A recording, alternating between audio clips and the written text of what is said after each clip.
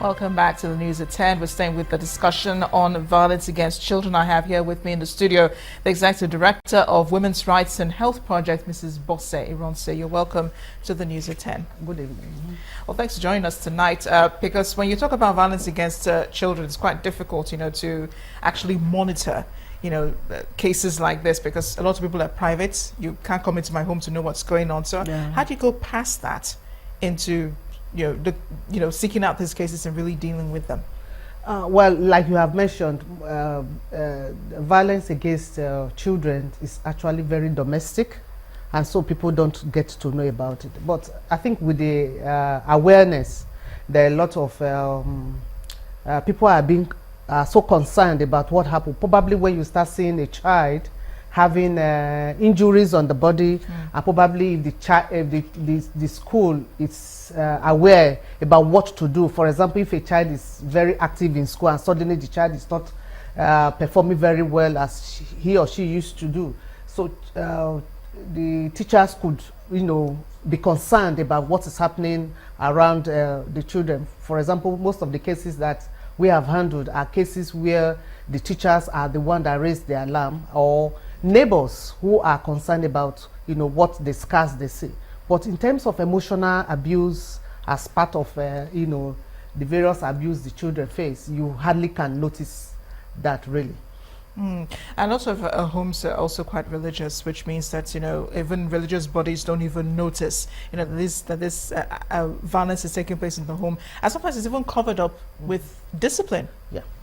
Yeah, because it's believed that we are trying to raise the kids to be up and about, to be disciplined in the society, but you discover that it has not really helped to some extent. Some of us were raised in that kind of a circumstance where you are giving some hard marks and things like that.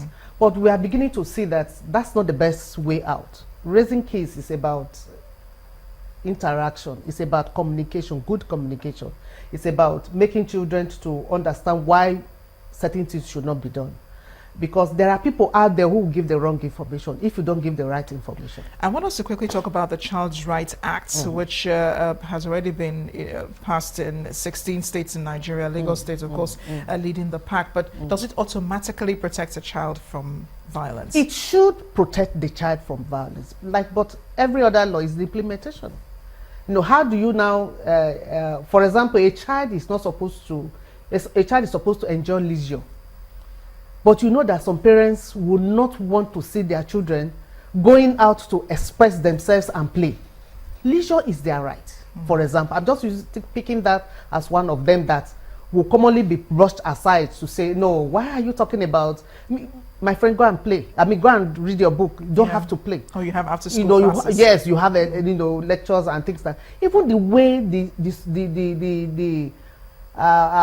when the children are coming back from school, the way they package their home lessons and things like that makes them not to be able to have all this leisure. And these are things that is affecting our children today. Now I'm thinking also that girl child education which is still largely poor in northern states in Nigeria, also contributes to this. How can you use that to militate against violence against children? Yeah, I think what we need is we need to engage the parents so well, even like every other law, like you have the violence against women, that is in place in Lagos. We need to engage the community. We need to engage the people, not just the teachers, not just the students themselves, but the parents. So we need to structure a way where the parents understand what this law is about and how they can, interact. And then when it comes to people who have violated this law, we should see punishment be meted out to these people, not just leaving them and looking at it as if no, it's an individual thing or it's a domestic thing, so it's a family matter. We shouldn't talk about it. Then specifically for the girl child, it's so sad that the girl child is always pushed, on the side of it's a kitchen affair, you should stay at home, you cannot interact with other people and all that. But a lot is being happening. They are being raped, they are being sexually abused, they are mostly the one that have been violated. If you go to the park now, you will see more of the female child hawking one thing or the other, instead of them being in the school. And we are expecting that those girls will be the one who will build homes, who will lead homes in future. So there are a lot of things that needs to be done. The government needs to come up to their own responsibility as well. Well said. I wish we could continue this conversation, but we have to stop now. Thank you so much for joining us on the News at 10. Mrs. Bose Ronso, the Executive Director, Women's Rights and Health Project. Our public officers have been tasked to tackle poverty and promote inclusive development programs in the country. That mandate was delivered by the Vice President, Professor Yemi Osinbajo, who was represented at the inauguration of the course participants at the National Institute of Policy and Strategic Studies in Kuru, Plateau State. The Vice President urged participants to come up with strategies to resolve some of the nation's socio-economic challenges. Here are participants of the Senior Executive Course known as SEC 38. They have been selected from a cross-section of the Nigerian society, including the military, the police, and other paramilitary services. Also attending are representatives of state and federal public services, organized labor, and civil society. Their mandate is to research on the challenges confronting public institutions saddled with the responsibility for reducing poverty and initiating inclusive development. The theme for SEC 38 is strengthening institutional mechanisms for poverty reduction and inclusive development in Nigeria. I hope your findings and recommendations will be in an official government how to strengthen these institutions.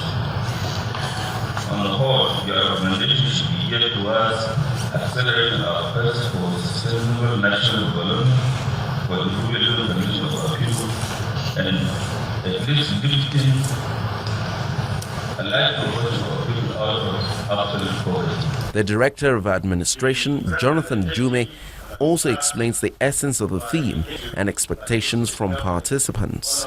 This is the 38th course since the inception of the National Institute in 1979.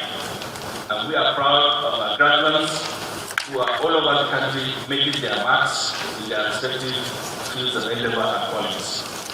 In view of our current national circumstances, we have found the theme not only apt, but also directly relevant to the attempts at finding solutions to many of the social, political, and economic problems which devil our nation. The task before the participants may seem enormous, but they believe no price is too much to pay for national development, especially at the grassroots. There are fears the Yoruba language may go into extinction due to the alleged non-commitment of the elders of the race to guard it. The Kwara State Governor Abdul Fattah Ahmed raised the concern as he played host to the national president of the Yoruba Council of Elders, retired Major General Adeyinka Adebayo. The visit of the national president of the Yoruba Council of Elders to Kwara State is for the inauguration of the Kwara State chapter of the Union. But with one stone, he kills two birds by also paying a courtesy call on the state governor. The governor, Abdul Fattah Ahmed, seizes the occasion to challenge the leaders of the Yoruba race to ensure that the language does not go into extinction by ensuring that it is used for commerce and instruction. It's unfortunate that the way we inherited Nigeria from the colonial masters is different from the way the Asians inherited. The Asians had the opportunity of doing business in their language, instructing in their language, and learning English as a language. At the inauguration of new executive members for the Yoruba Council in Kwara State, the national president, retired Major General Adeyinka Adebayo, mentioned that though the 15-year-old organization is not political, non-sectarian and non-religious, its purpose is to ensure a stable, progressive and prosperous Yoruba nation. They are so free, but they prioritize Yoruba interests above parochial political interests.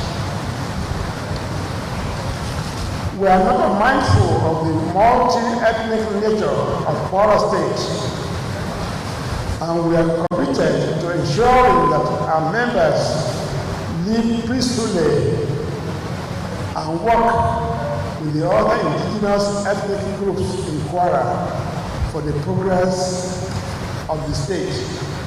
The guest speaker at the occasion, Professor Samuel Ibiyemi, calls on the youth to imbibe the Yoruba culture. They have been given wrong education in terms of informal education, not the formal.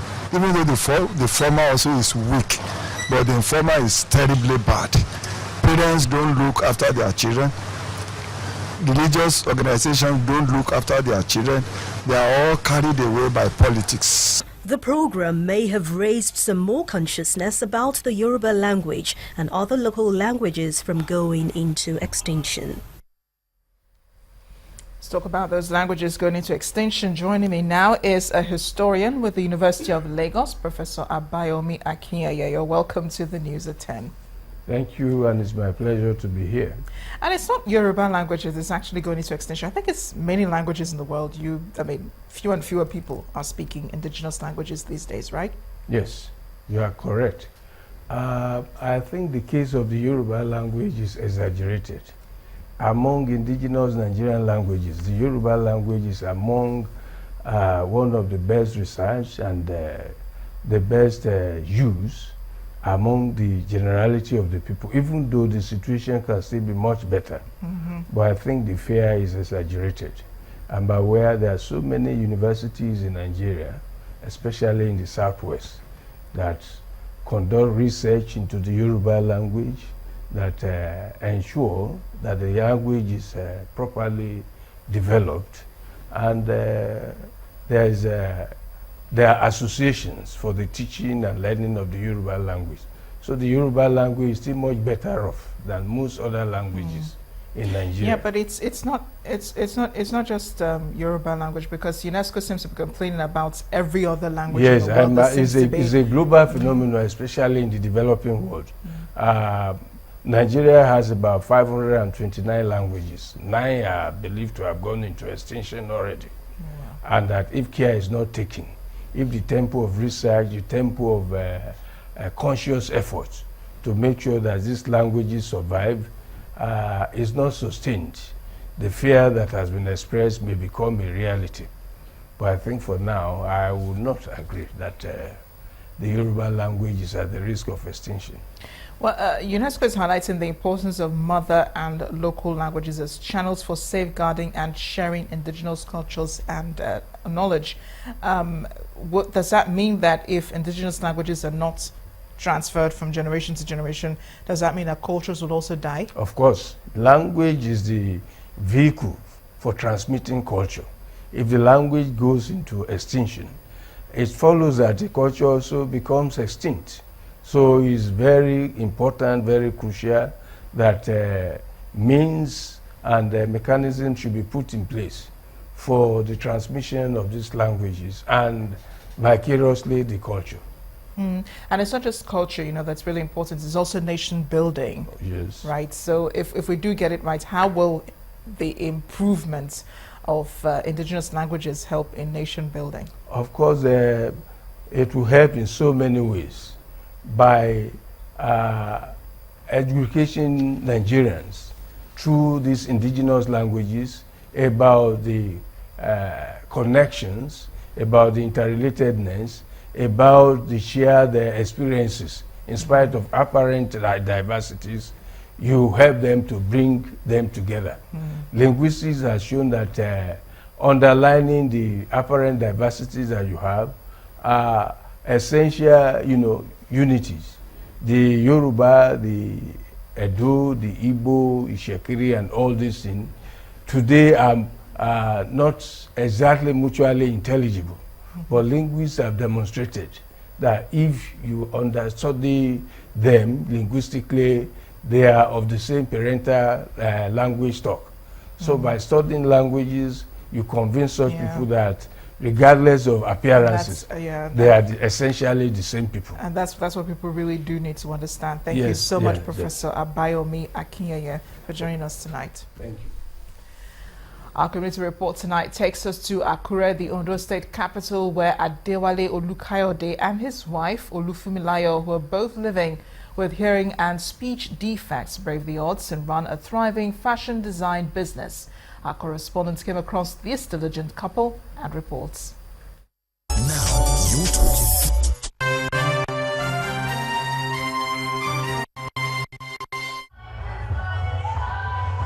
In a nation where people pay attention to what they wear, there are those who make reasonable livelihood from the fashion industry. But of course, there are tailors with a difference.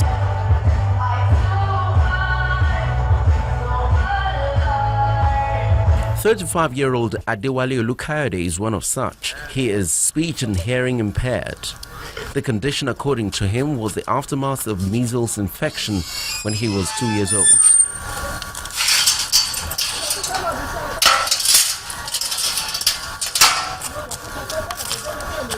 He enrolled in this school, the Ondo State School for the Hearing Impaired in Akure, where he obtained his senior secondary school certificate. Ade is married to Olufumilayo and they are blessed with 2 children. Ade and his wife share a passion, tailoring.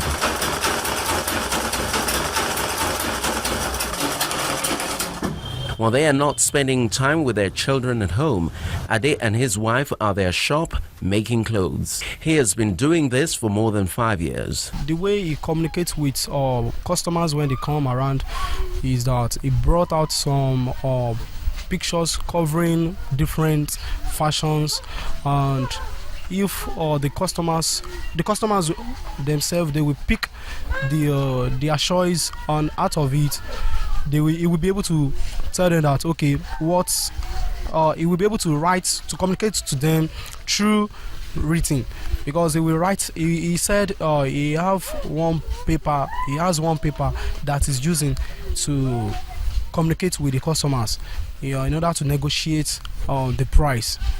Being impaired is not the reason for the considerable patronage they get. Their work speaks for itself. There's a time I want to sew a trousers, so I gave him. He did it very, very well. And the other time I was having a native for a particular ceremony, so I do give to him.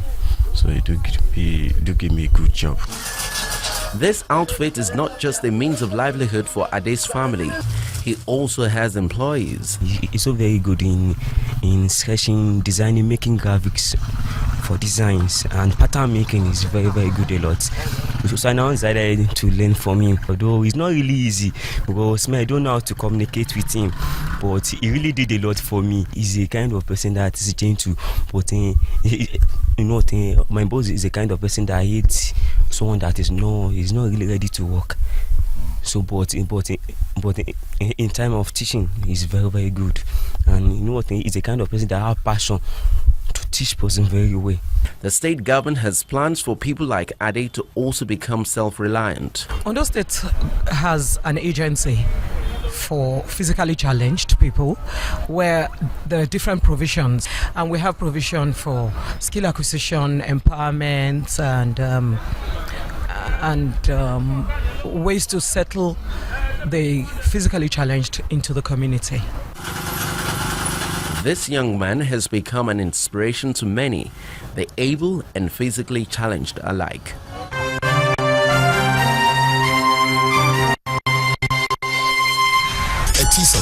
Now you're talking. Next on the news at 10, NPFL champions Eyimba advance to the first round of the CAF Champions League. We'll have more in sports news. Please stay with us.